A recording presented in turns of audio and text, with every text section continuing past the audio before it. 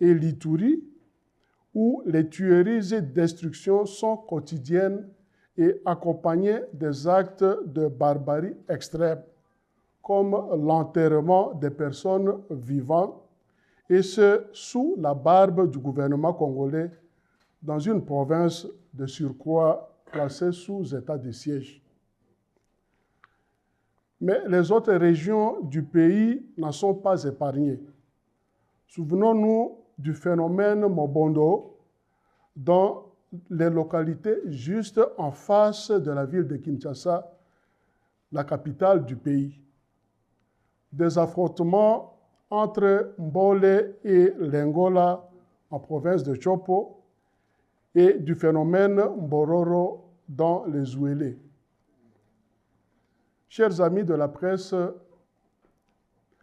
l'incapacité des dirigeants de la RDC à restaurer la paix et la sécurité a conduit d'abord ces pays voisins, puis l'Afrique, et ensuite des puissances à travers le monde à chercher des mécanismes en vue de résorber la situation.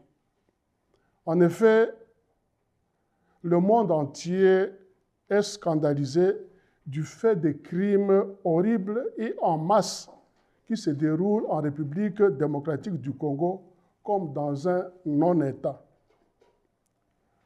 En même temps, les 9 pays voisins de la RDC font les frais des retombées de cette crise, notamment sur le plan humanitaire avec l'accueil des millions de réfugiés et sur le plan économique en raison des perturbations que la crise fait jaillir sur les équilibres dans les échanges transfrontaliers et les programmes de développement de régions tant de l'Afrique centrale, de l'Afrique orientale et de l'Afrique australe. Mesdames, Mesdemoiselles et Messieurs de la presse, voilà la matière succincte. Voilà de manière succincte le contour de la grave crise quasi inextricable qui sévit en République démocratique du Congo. Cela conduit aux multiples initiatives ou tentatives visant à résoudre la crise. Il y a eu ce qu'on a appelé le processus de Nairobi, qui a notamment conduit à l'implication des forces militaires de East African Community sur le terrain en République démocratique du Congo, mais qui n'a pas produit les résultats escomptés. Puis, il y a eu le processus de Luanda, qui lui aussi a échoué quelque part.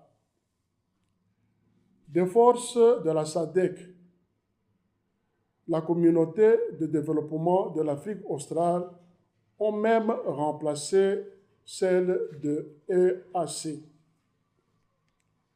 Dans l'entretemps, une initiative interne congolaise a été mise en œuvre par les pères spirituels des églises catholiques, la SENCO, et protestantes, ECC, congolaise. Il s'agit du pacte social pour la paix et le bien vivre ensemble. Mais brusquement, nous avons également vu surgir l'actuel processus de Doha, suivi de l'implication des États-Unis d'Amérique.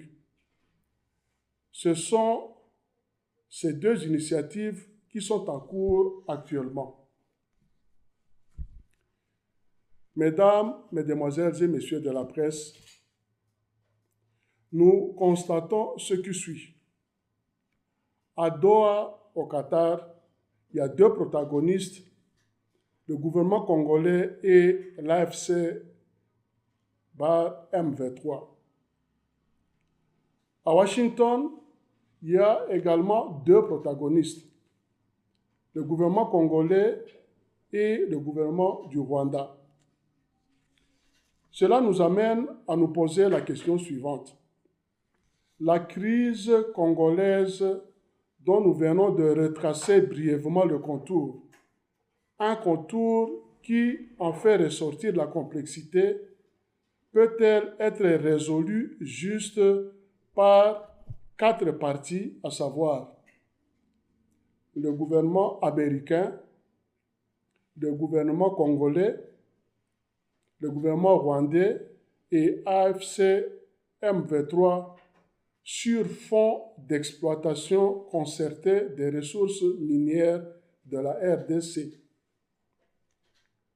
Quelle vision réductrice et insuffisante, dès lors que les problèmes de la RDC sont plus systémiques qu'économiques.